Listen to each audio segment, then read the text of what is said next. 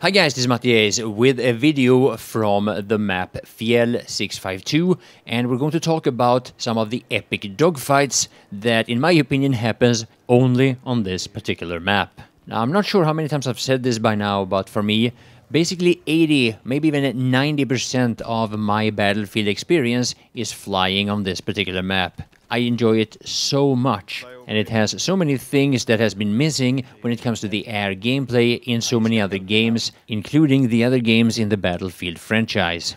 Now what's important to point out here in the beginning is that many times when you use the word dogfight, you get a lot of snorky and salty comments about it, where people point out that it's not actual dogfights, it's unfair fights, it's not 1 versus 1, and there's so many people that are just noobs and blah blah blah.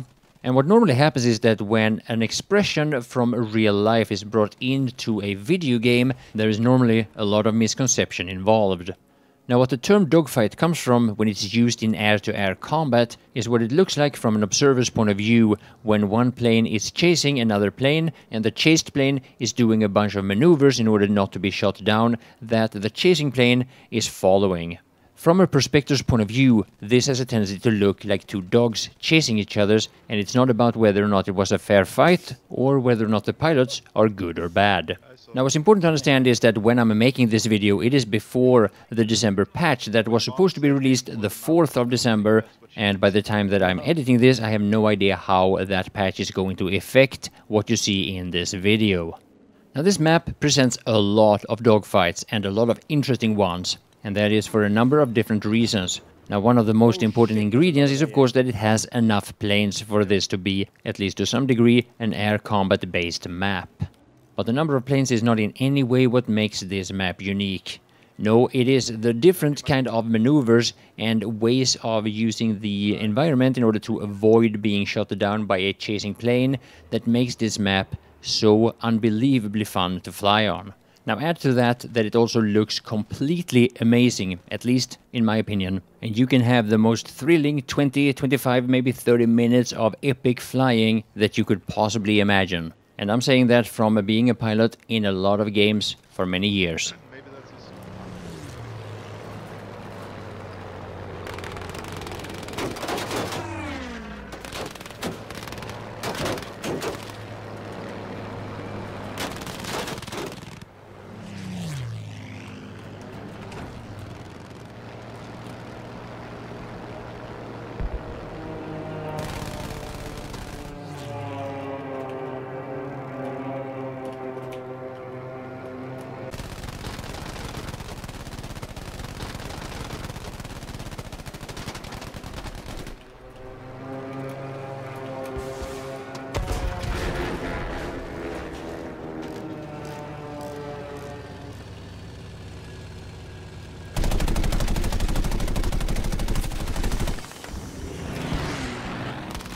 So here is one of those typical situations that I'm talking about, where a Spitfire got behind me as I took out the enemy AA, and the dogfight begins with me being chased. Now I'm in a BF-109 G6 here, and one of the things about this plane is that it doesn't have the air radar. Well, with my line of upgrades that is. So what I didn't know at this point in time was that the guy that I just killed was not the guy I should be worried about. I have another plane behind me, and it's possible, or very likely actually, that the guy chasing me now was the one that attacked me from the beginning. Now the easiest way to describe how you should benefit from the environment on this map is to fly as close to one of the mountainsides that you have next to you as you possibly can. Now what this does is that it serves several different purposes at once.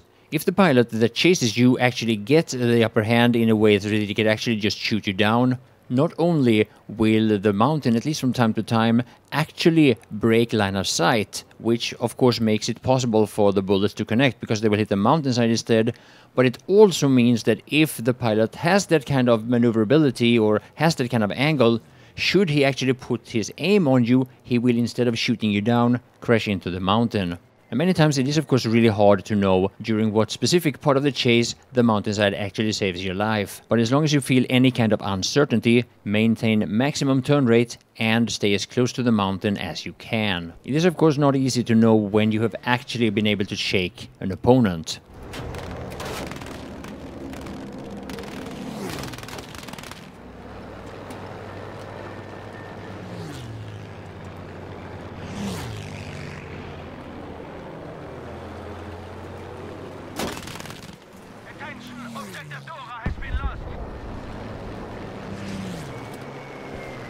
Okay, I'm being chased, you see? Now, from my experience, this game has already a lot of really good pilots. At least by what standard you could call pilots good in a game that is as new as this is. Now, for the most part, when I'm on the Axis side, I use this plane, the G2, instead of the G6. Now, the G6 is more powerful when it comes to damage output, and it is much better for air-to-ground. But in this kind of combat, the air radar and the automatic leading edge that I have on the G2 is just simply too valuable to trade out for the more damage that I have with the upgrades of my current G6. And some of the most epic situations that I've had flying on this map has been with this plane, basically in the same area here nearby the allied spawn, where I've been alone or more or less alone versus 3 or sometimes 4 planes. But those videos so far are on my secondary channel as unedited full round highlights from Twitch. And he died! He rammed into me and died. Now, by the time that you're watching this, the update that I was talking about earlier is already out, and a lot of the air gameplay has been changed drastically. And I'm going to show you a few examples here of why DICE have decided to make these changes. Now, I think it's pretty safe to say that there are some massive balance issues with the air gameplay, and also some poor decision-making or maybe unfinished parts of the game that made it possible to get a lot of kills in the beginning of a game with several of the different planes. And funny as it is, the things that you see here with the G6, with me farming infantry, I have never done this during any of my streams. I actually went online only for the purpose of recording this. And the funny thing about it is that this is the first time in more than 2 years that I actually play a game without being online on Twitch. Now, the fact that you've never seen me start a game like this on Fjell is not that I'm trying to take some moral high ground or anything. It's not that I'm trying to be condescending or point fingers at other pilots for how they play. But on this map in Battlefield 5, I have never really felt the need to do that. Instead, I've almost turned it into an obligation that I have to kill the enemy bombers as fast as possible, making sure that they deal as little damage as possible to my team. But as you can see, getting 17 kills before 2 minutes have passed into the game was not that much of a challenge. This, on the other hand, learning how to lead on an enemy plane, is a challenge that I think that you should accept as soon as possible, because that will increase your level of success as an air-to-air combat pilot by a lot.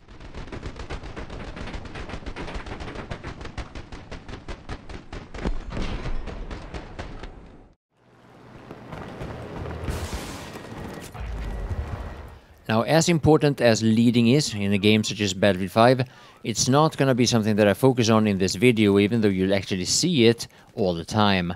As a matter of fact, leading is such an important part of flying in Battlefield 5 that I'm actually going to dedicate an entire tutorial to that specific technique.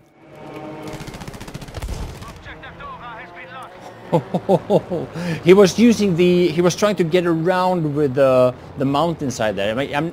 Now, once you have the skill set to control your turns around these mountainsides, you want to learn to calculate for when it is that a pursuer is able to see you, and when, normally for just a few short moments, the mountain is actually between you and your pursuer. Now, the important thing to know is that it's in that very short period of time when he cannot see you that you can make an unexpected turn and be unpredictable in a way that you can benefit from just because he can't see you at this particular moment.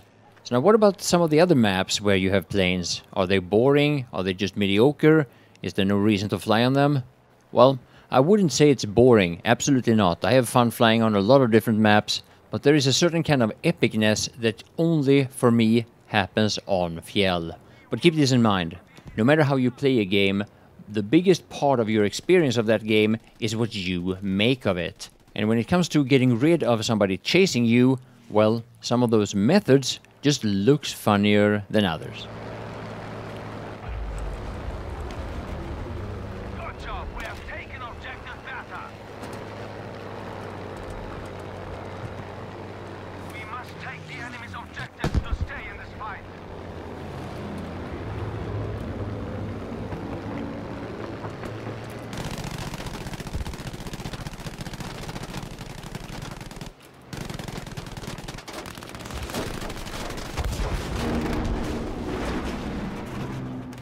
Now, last off, what I want to talk about in this video is that, well, I basically want to answer one of the questions that I get repeatedly, and that is, how is flying in Battlefield 5 related to Battlefield 1? Personally, I'm the kind of person that has gone from being very, very negative to it to now being very, very positive to it. I think it's a lot of fun. I'm liking it more and more, and I'm hoping that that will continue after the patch, which, of course, I am a little bit worried about. Now, generally, I had plans on keeping this channel mostly for infantry, but there will be quite a bit of flying videos here as well.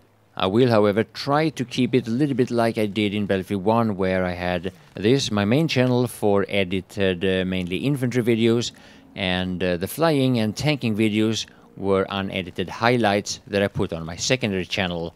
But I don't know really how that's going to turn out based on how I play and all that, so we'll see about it. But there will definitely be more flying videos unless something drastically have changed with the update that by now, as you're watching this, are most likely out. So yeah, I hope you will enjoy the rest of the video. My name is Mattias, and I want to thank you all for watching.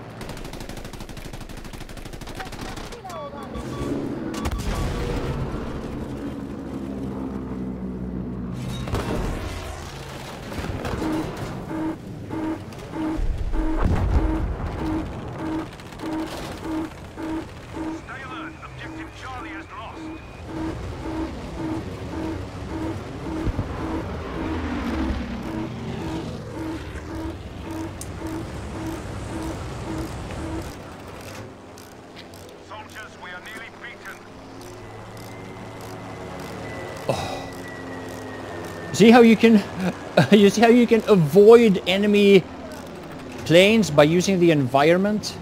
You had a clip of my actual BFV. Yes, I have a tutorial. I have a tutorial.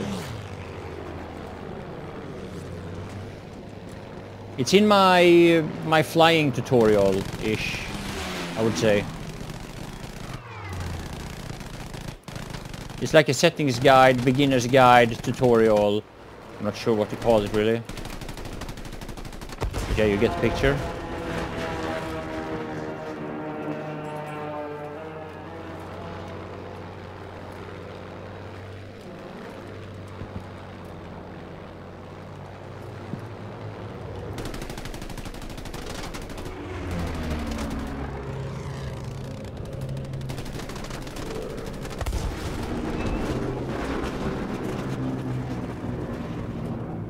mean, the sheer level of dogfighting on this map is just insane.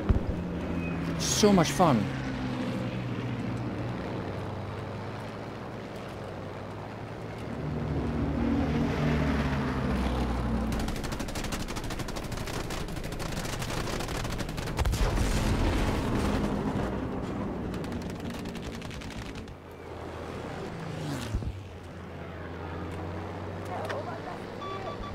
Attention, we have lost objective Emil.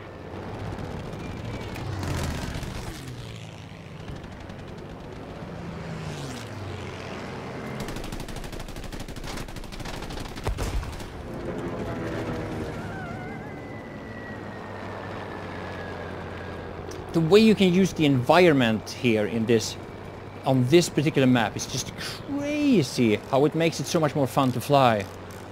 Problem is they're gonna have help with AA and their fighter.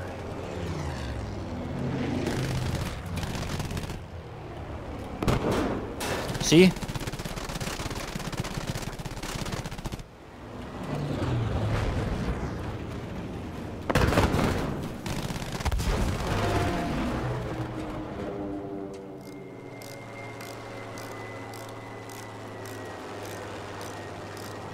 I'm taking so much AA the whole time. That's why I can't kill the bombers and the fighters. I can't carry this. I can't clean this up.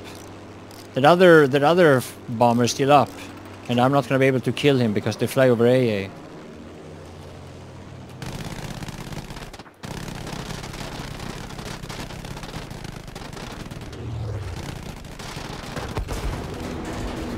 Okay, I got him. And AA again.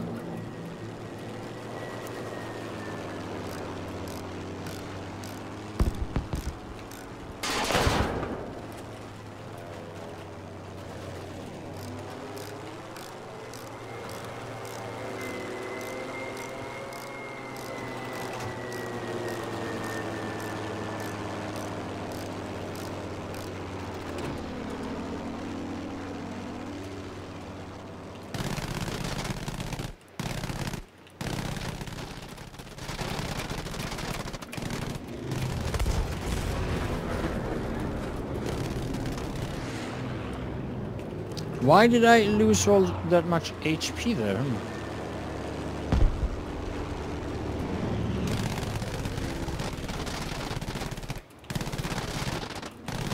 And that's the seat switch.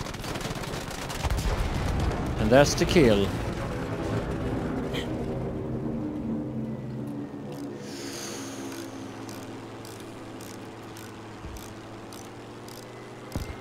I'm cleaning this up though, but I have to adapt to... I didn't think about the teams being this imbalanced in the beginning. I didn't think about them having both good pilots in the fighters and in the bombers and AA. Like, they have everything against me right now. Now I'm gonna take AA probably.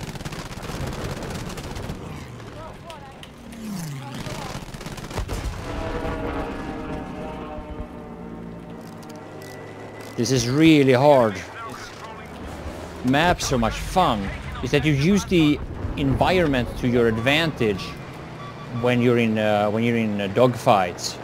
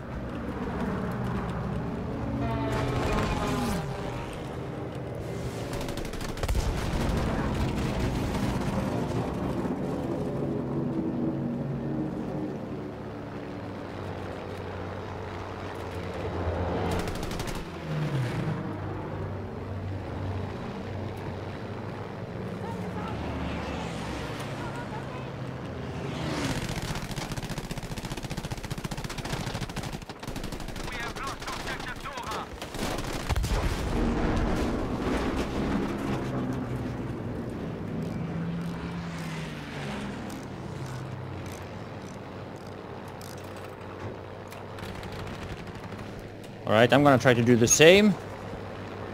Because that guy is chasing me. And I'm gonna try to use the... I think I failed because he knows where I am. I heard him shooting at me. Yeah, and he can turn better than me because of his plane.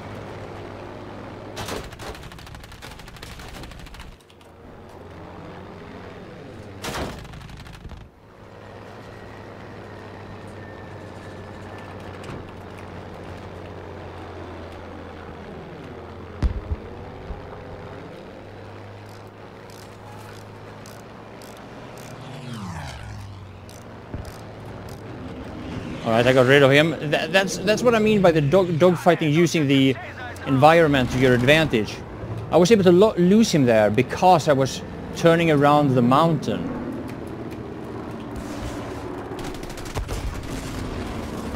And that's why that's what makes this map so unique and so much fun. Is you can use the environment in a way that is relatively unique for flying in games. Generally.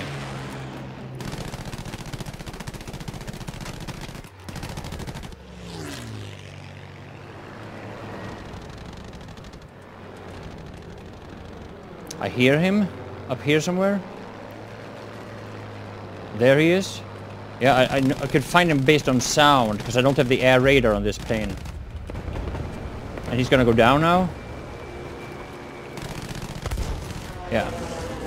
So that's why this map is so unbelievably fun to fly on. It's not about, oh, I got 100 kills. It's not about that.